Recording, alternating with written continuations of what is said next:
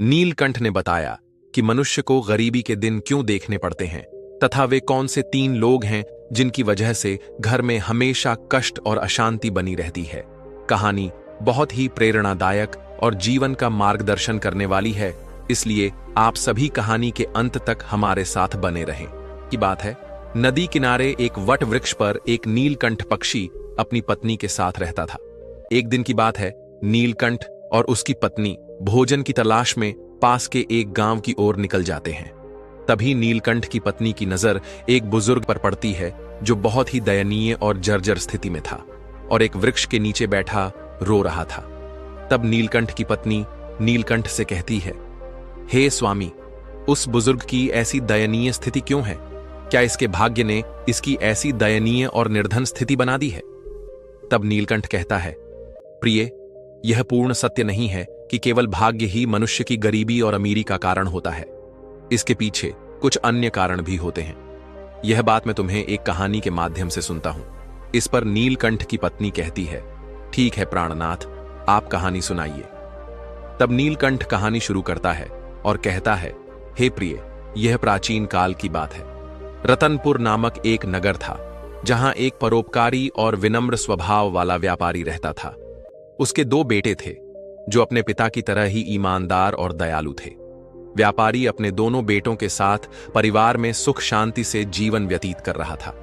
व्यापारी ने अपने दोनों बेटों का विवाह धूमधाम से कर दिया था। उसकी दोनों बहुएं बेहद समर्पित थीं और घर के सभी कार्यों को मिलजुल कर पूरे उत्साह के साथ करती थीं। जब व्यापारी की छोटी बहू घर में आई तो ऐसा लगा जैसे उनके घर में स्वयं माता लक्ष्मी ने प्रवेश कर लिया हो। उसके आने के बाद व्यापारी के व्यापार में 2 गुना लाभ होने लगा। उनके घर में कभी धन या अन्न की कमी नहीं होती थी। घर का वातावरण अत्यंत शांतिपूर्ण और सौहार्दपूर्ण था। व्यापारी के दोनों पुत्र मिलजुल कर रहते थे और दोनों बहुएं भी आपस में बड़ा प्रेम भाव रखती थीं। घर का हर कार्य करने से पहले सभी परिवारजन मिलकर सलाह मशवरा करते थे और फिर कार्य करते थे। व्यापारी का व्यापार भी दिन प्रतिदिन उन्नति कर रहा था। एक दिन व्यापारी ने अपने दोनों बेटों और बहुओं को बुलाकर कहा, पुत्रों, अब मुझसे व्यापार का काम संभालना कठिन हो गया है, इसलिए आज से मैं यह जिम्मेदारी तुम दोनों को सौंपता हूं। पिता की बात मानकर दोनों पुत्रों ने बड़े मनोयोग से व्यापार की बागडोर संभाल ली। व्यापारी को यह देखकर संतोष होता था कि उसका परिवार प्रेम और सद्भाव से रह रहा है। उसके दोनों बेटे व्यापार में निपुणता दिखा रहे थे और दोनों बहुएं भी घर में सुख शांति बनाए हुए थीं।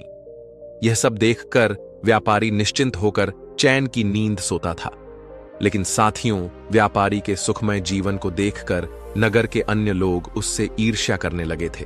वे सोचते थे कि व्यापारी का जीवन कितना आरामदायक और सुखद है। व्यापार दिन ब दिन बढ़ रहा है और उसके परिवार में कोई झगड़ा या परेशानी नहीं है। यह देखकर नगरवासियों के मन में जलन होने लगी। दोस्तों, जैसे एक बड़ी मछली तालाब में छोटी मछलियों को फलते फूलते देखकर उन्हें निगलने की कोशिश करती है, वैसे ही मनुष्य दूसरों की प्रगति देखकर उन्हें पीछे खींचने का प्रयास करता है। इंसान अपनी सफलता से जितना प्रसन्न नहीं होता, उससे अधिक वह दूसरों की तरक्की देखकर बेचैन हो जाता है। एक विद्वान ने ठीक ही कहा है कि मनुष्य अपने दुख से उतना परेशान नहीं होता जितना वह दूसरों के सुख से व्यथित होता है। इसी जलन के कारण नगरवासी व्यापारी के प्रति षड्यंत्र रचने लगे। उन्होंने सोचा कि किसी प्रकार उसके जीवन को कष्टपूर्ण बना दिया जाए। नगर के कुछ लोग व्यापारी के कुल पुरोहित के पास गए और बोले, हे पुरोहित जी, आप यहां अभाव में जीवन व्यतीत कर रहे हैं, जबकि आपका यजमान ऐश्वर्य और वैभव से परिपूर्ण जीवन बिता रहा है। वह अपनी बहुओं के हाथ का स्वादिष्ट भोजन कर रहा है और सुख संपत्ति का आनंद ले रहा है। पुरोहित ने कहा, आप लोग यह सब क्यों कह रहे हैं? आपकी बात का अभिप्राय क्या है? तब नगरवासियों ने बताया, पुरोहित जी, याद कीजिए, व्यापारी ने आपको आखिरी बार अपने घर कब बुलाया था? अगर वह आपको यज्ञ और पूजा के लिए नहीं बुलाएगा तो आपकी आय कैसे होगी? आपको दान दक्षिणा कैसे मिलेगी? यदि यह स्थिति बनी रही तो आप और आपके परिवार को भूखा रहना पड़ेगा। पुरोहित ने यह बात सुनकर सोचा, यह तो सच है, व्यापारी ने बहुत समय से मुझे अपने घर आमंत्रित नहीं किया है। उसका जीवन सुखमय है लेकिन मेरा जीवन कठिनाई से गुजर रहा है। यह सोचकर पुरोहित भी बेचैन हो गया। नगरवासियों ने पुरोहित से कहा, अगर आप चाहते हैं कि आपका जीवन सुखद बने और आपको दान दक्षिणा मिले, तो आपको ऐसा उपाय करना होगा जिससे आपके यजमान के घर में कुछ कठिनाइयां आए। जब उसके घर में अशांति होगी, तभी वह आपसे समाधान मांगने आएगा और आपको हवन पूजन के लिए बुलाएगा। इतना कहकर नगरवासी पुरोहित को भड़काकर अपने अपने घर चले गए। नगरवासियों की बातों से प्रभावित होकर वह पुरोहित चिंता में डूब गया और सोचने लगा, अब मैं ऐसा क्या उपाय करूं जिससे व्यापारी के घर में कलह हो और उसके व्यापार में हानि होने लगे। तभी वह पुरोहित अपने गुरु के पास सलाह लेने गया और उनसे कहा, हे गुरुदेव, कृपया मेरी सहायता करें। यदि आप मेरी मदद नहीं करेंगे तो मेरा परिवार भूखा मर जाएगा। जैसे एक मछली का जीवन तालाब के पानी पर निर्भर करता है, वैसे ही पुरोहितों और पंडितों का जीवन उनके यजमान पर आधारित होता है। यदि यजमान के घर में कोई समस्या नहीं होगी और वे हमें पूजा पाठ के लिए नहीं बुलाएंगे, तो हमारा गुजारा कैसे होगा? हम धन कैसे अर्जित करेंगे? गुरु ने उसकी बात सुनकर कहा, हे शिष्य, चिंता मत करो। मुझे बताओ कि तुम्हारी समस्या क्या है। मैं अवश्य इसका समाधान करूंगा। पुरोहित ने उत्तर दिया, हे गुरुदेव, मैं चाहता हूं कि व्यापारी के जीवन में कुछ समस्याएं आए, उसके घर में कलह हो और उसके व्यापार में हानि हो, तभी वह मुझे अपने घर पूजा पाठ के लिए बुलाएगा। गुरु ने ध्यानपूर्वक सुनकर कहा, हे शिष्य, व्यापारी के सुखद जीवन का मुख्य कारण उसकी छोटी बहू है। वह माता लक्ष्मी की नित्य पूजा करती है, जिसके कारण उनके घर पर दिव्य कृपा बनी हुई है। जब से वह बहू इस घर में आई है, तब से व्यापारी का जीवन धन धान्य से परिपूर्ण और सुखमय हो गया है। ऐसी धार्मिक और गुणवान स्त्री जिस घर में होती है, वहां कभी अभाव नहीं होता। यह सुनकर पुरोहित ने कहा, हे गुरुदेव, यदि ऐसा है तो क्या कोई उपाय है जिससे व्यापारी के घर में अशांति और व्यापार में हानि हो सके? गुरु ने कहा, तुम चिंता मत करो, तुम्हें बस एक सरल उपाय करना है। व्यापारी के घर जाओ और उससे एक पीतल का लोटा मांग लो। उस लोटे को अपने घर ले जाकर रख लेना। जब तुम ऐसा करोगे तो कुछ ही समय में व्यापारी के व्यापार में हानि होने लगेगी और उसके घर में कलह शुरू हो जाएगी।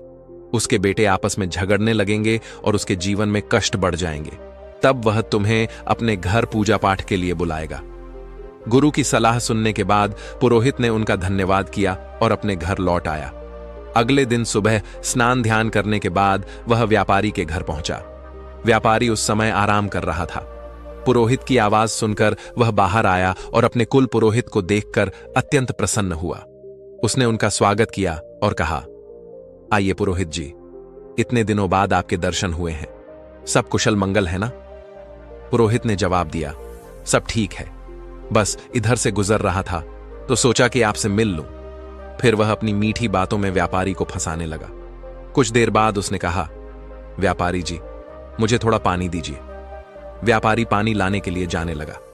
तभी पुरोहित ने कहा, व्यापारी जी, पानी पीतल के लोटे में लाइए। व्यापारी मुस्कुराते हुए बोला, जैसा आप कहें पुरोहित जी। इतना कहकर व्यापारी अंदर चला गया। इधर उसकी छोटी बहू, जो अत्यंत चतुर और समझदार थी और वास्तुशास्त्र का थोड़ा ज्ञान भी रखती थी, जब उसने देखा कि व्यापारी पीतल का लोटा लेकर जा रहा है, तो तुरंत उसके पास आई और कहा, पिताजी, यह लोटा थोड़ी देर के लिए मुझे दे दीजिए, मैं इसे जल्दी ही वापस कर दूंगी। व्यापारी ने सहर्ष लोटा उसे दे दिया। छोटी बहू ने उस लोटे का पानी निकालकर अपनी गौ माता को पिला दिया और फिर उसमें नया पानी भरकर लौटा वापस ससुर को दे दिया। व्यापारी ने वह पानी पुरोहित को दिया। पानी पीने के बाद पुरोहित ने कहा, व्यापारी जी, यह पीतल का लोटा बहुत अच्छा है, क्या आप इसे मुझे दे सकते हैं? व्यापारी हंसते हुए बोला, पुरोहित जी, यह तो बहुत छोटी बात है, आप इसे अपने साथ ले जाइए। पुरोहित मन ही मन प्रसन्न हुआ और सोचने लगा, आज मैंने व्यापारी के सुख चयन पर प्रहार कर दिया है, अब उसके घर की खुशियां समाप्त हो जाएंगी। पुरोहित लौटा लेकर अपने घर लौट आया और उसे एक कोने में रखकर सोचने लगा, अब कुछ ही दिनों में व्यापारी मुझे बुलाएगा, उसके घर में कलह मचेगा और व्यापार में नुकसान होगा।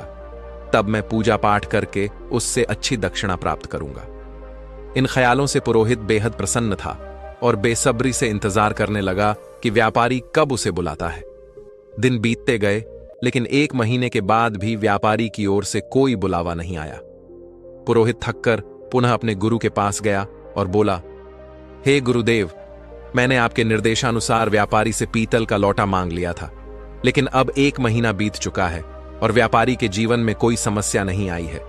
वह तो पहले की तरह सुख शांति के साथ अपना जीवन व्यतीत कर रहा है। गुरु ने यह सुनकर अपनी दिव्य दृष्टि का उपयोग किया और आंखें बंद करके स्थिति का अवलोकन किया। फिर उन्होंने कहा, हे शिष्य, मैंने पहले ही तुम्हें बताया था कि व्यापारी की छोटी बहू बहुत चतुर और समझदार है। उसे वास्तुशास्त्र का ज्ञान है। जब व्यापारी तुम्हारे लिए पानी लेकर आ रहा था, उसी समय उसकी छोटी बहू ने वह लौटा अपने ससुर से लिया और उस लोटे में से पानी गौ माता को पिला दिया। इसी कारण से व्यापारी के घर की सुख समृद्धि वहीं बनी रही और तुम्हारा षड्यंत्र विफल हो गया। गुरु ने आगे कहा, लेकिन चिंता मत करो, मैं तुम्हारे लिए एक और उपाय बताता हूं। अब तुम व्यापारी के घर जाकर उसकी गौ माता मांग लो, क्योंकि गौ माता को मां लक्ष्मी का स्वरूप माना गया है। जिस घर में गौ माता का निवास होता है, वहां हमेशा सुख और समृद्धि रहती है। जैसे ही तुम व्यापारी की गौ माता को अपने घर लेकर आओगे, उसके घर में दुख और अशांति आने लगेगी। गुरु की बात सुनकर पुरोहित फिर से उत्साहित हो गया। उसने गुरु का धन्यवाद किया और घर लौटकर अगले दिन का इंतजार करने लगा। वह सोचने लगा, कल सुबह होते ही मैं व्यापारी के घर जाऊंगा और उसकी गौ माता मांग लूंगा। फिर देखता हूं कि व्यापारी कैसे सुखी रह सकता है।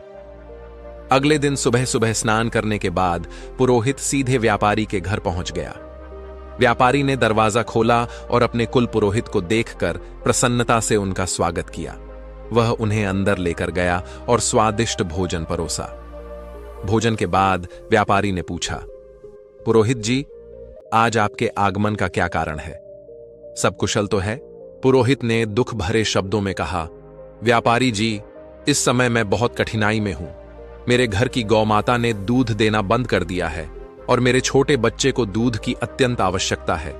उसकी उम्र ऐसी है कि बिना दूध के वह जीवित नहीं रह सकता। इसीलिए मैं आपसे मदद मांगने आया हूं। अगर आप मुझे अपनी गौ माता दे दें तो यह आपका बहुत बड़ा उपकार होगा। पुरोहित की करुणा भरी बातें सुनकर व्यापारी सोचने लगा, यह हमारे कुल पुरोहित हैं।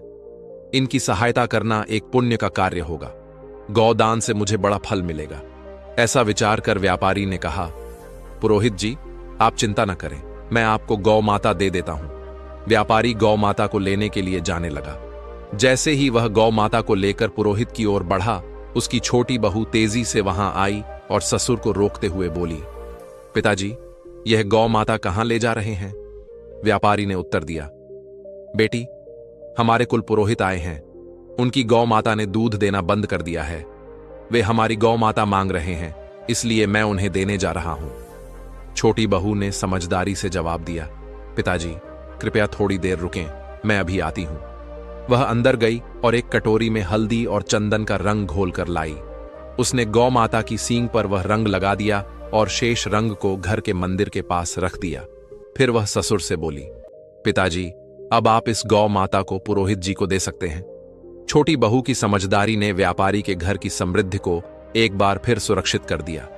पुरोहित व्यापारी से गौ माता को लेकर अपने घर लौट आया और उसे खुशी खुशी अपने आंगन में बांध दिया। वह सोचने लगा, अब कुछ ही दिनों में व्यापारी को अपने घर की समस्याओं का सामना करना पड़ेगा और वह मुझे पूजा पाठ के लिए बुलाएगा। इस विचार से पुरोहित मन ही मन प्रसन्न होता है और व्यापारी के बुलावे का बेसब्री से इंतजार करने लगता है। लेकिन महीने बीत गए और व्यापारी का जीवन पहले से भी अधिक सुखद और समृद्ध होता चला गया। जब व्यापारी की ओर से कोई संदेश नहीं आता तो पुरोहित को यह असहज लगने लगा।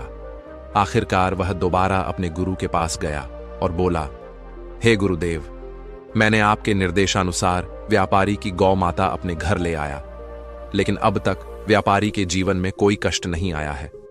वह तो पहले से भी अधिक सुख शांति से अपना जीवन व्यतीत कर रहा है। गुरु ने ध्यान लगाकर अपनी दिव्य दृष्टि से सब कुछ देखा और कहा, हे शिष्य, मैंने पहले ही कहा था कि व्यापारी की छोटी बहू बहुत बुद्धिमान और चतुर है। उसने तुम्हारे षड्यंत्र को भांप लिया था। जब तुम व्यापारी से गौ माता मांगने गए थे, तब उसने गौ माता की सींग पर जो रंग लगाया था, वही उसके घर की समृद्धि का कारण है। उसने उस रंग को मंदिर के पास रख दिया था, जिससे उनके घर का सुख वहीं बंधा रहा। तुम्हारा यह प्रयास विफल हो गया। आगे गुरु ने कहा, हे शिष्य, जब तक वह छोटी बहू व्यापारी के घर में रहेगी, तब तक तुम व्यापारी का कुछ नहीं बिगाड़ सकते। अब तुम्हें किसी भी तरह से उस छोटी बहू को व्यापारी के घर से बाहर करना होगा, तभी व्यापारी के जीवन में कष्ट आएंगे। गुरु की यह बात पुरोहित की समझ में आ गई। उसने सोचा कि छोटी बहू को घर से निकालने के अलावा अब कोई और उपाय नहीं बचा है। वह घर लौटकर व्यापारी के परिवार में फूट डालने और छोटी बहू को घर से बाहर करने की योजना बनाने लगा। अगले दिन पुरोहित चिंतित मुद्रा में व्यापारी के घर पहुंचा। व्यापारी ने पुरोहित को चिंतित अवस्था में देखा तो पूछा, पुरोहित जी, क्या बात है? आप इतने परेशान क्यों हैं? पुरोहित ने गंभीर स्वर में कहा, व्यापारी जी, आपके घर पर बहुत बड़ा संकट मंडरा रहा है। यदि आपने जल्द ही इसका समाधान नहीं किया तो आपका सुखमय जीवन बर्बाद हो जाएगा। आपके बेटों को व्यापार में बड़ा नुकसान होगा और आपके परिवार पर विपत्ति का पहाड़ टूट पड़ेगा। यह सुनकर व्यापारी घबरा गया और चिंतित स्वर में बोला, पुरोहित जी, यह आप क्या कह रहे हैं? कृपया हमें इस संकट से बचने का उपाय बताइए। आप हमारे कुल पुरोहित हैं, जो भी आप कहेंगे हम अवश्य करेंगे। पुरोहित ने व्यापारी की घबराहट भांप ली और समझ गया कि वह अब उसके जाल में फंस चुका है। उसने कहा, इस संकट से बचने का एक ही उपाय है। आपकी छोटी बहू आपके परिवार के लिए एक बड़ा संकट बन चुकी है। जब तक वह इस घर में है, आपका और आपके परिवार का दुर्भाग्य दूर नहीं होगा। मैं तो यही सलाह दूंगा कि आप उसे तुरंत अपने घर से निकाल दें। पुरोहित की इन बातों पर व्यापारी को पहले तो विश्वास नहीं हुआ, लेकिन बार बार पुरोहित के जोर देने पर उसने उसकी बातों पर भरोसा करना शुरू कर दिया। व्यापारी ने कहा, पुरोहित जी, जैसा आप कह रहे हैं मैं वैसा ही करूंगा। आप बताइए कि मुझे अपनी बहू को कब घर से निकालना चाहिए? पुरोहित ने उत्तर दिया, व्यापारी जी, समय व्यर्थ मत कीजिए, जितना जल्दी हो सके उसे घर से निकाल दीजिए। यह कहकर पुरोहित मन ही मन प्रसन्न होता हुआ अपने घर लौट गया। व्यापारी इस स्थिति से अत्यंत उदास हो गया। वह सोचने लगा, मेरी छोटी बहू तो बहुत ही अच्छे स्वभाव की है। वह न केवल मेरी सेवा करती है, बल्कि पूरे परिवार का भी ख्याल रखती है। मैं उसे कैसे घर से निकाल सकता हूं? लेकिन फिर वह विचार करने लगा, यदि वह परिवार के लिए संकट है तो मुझे इस कठोर निर्णय को लेना ही होगा, क्योंकि मैं अपने परिवार को किसी विपत्ति में नहीं डाल सकता। यह सोचकर व्यापारी अपनी छोटी बहू के पास गया और दुखी मन से बोला, बहू, मुझे बहुत दुख है, लेकिन तुम्हें इस घर को आज ही छोड़ना होगा। तुम्हारे कारण हमारे परिवार पर बड़ी विपत्ति आने वाली है। ससुर की बात सुनकर बहू स्तब्ध रह गई, लेकिन वह तुरंत समझ गई कि यह सब दुष्ट पुरोहित की साजिश है। उसने नम्रता से कहा, ठीक है पिताजी, यदि यही आपकी इच्छा है तो मैं इस घर को छोड़ देती हूं। जब व्यापारी का छोटा बेटा यह सब देखता है तो वह भी गुस्से और दुख से भर जाता है। उसने अपने पिता से कहा, पिताजी, यदि मेरी पत्नी को इस घर में जगह नहीं मिल सकती तो मैं भी इस घर में नहीं रह सकता। मैं अपनी पत्नी के साथ चला जाऊंगा। छोटा बेटा और उसकी पत्नी ने अपना सामान बांधा और घर छोड़कर दूसरे नगर चले गए। उन्होंने एक छोटे से किराए के मकान में रहना शुरू कर दिया। व्यापारी का छोटा बेटा अत्यंत मेहनती और ईमानदार था। कुछ समय बाद उसने शहर में अपना छोटा सा व्यापार शुरू किया, जो उसकी लगन और ईमानदारी के कारण तेजी से बढ़ने लगा। धीरे धीरे वे संपन्न हो गए और उन्होंने उसी नगर में अपना खुद का घर खरीद लिया। इधर व्यापारी का घर पुरोहित की चालों के कारण बर्बादी की कगार पर आ गया। घर में हर दिन झगड़े और कलह होने लगे। व्यापारी का बड़ा बेटा, जो पहले व्यापार में मन लगाता था, बुरी संगति में फंस गया। वह बेवजह धन उड़ा रहा था और दिन रात आवारागर्दी करता था।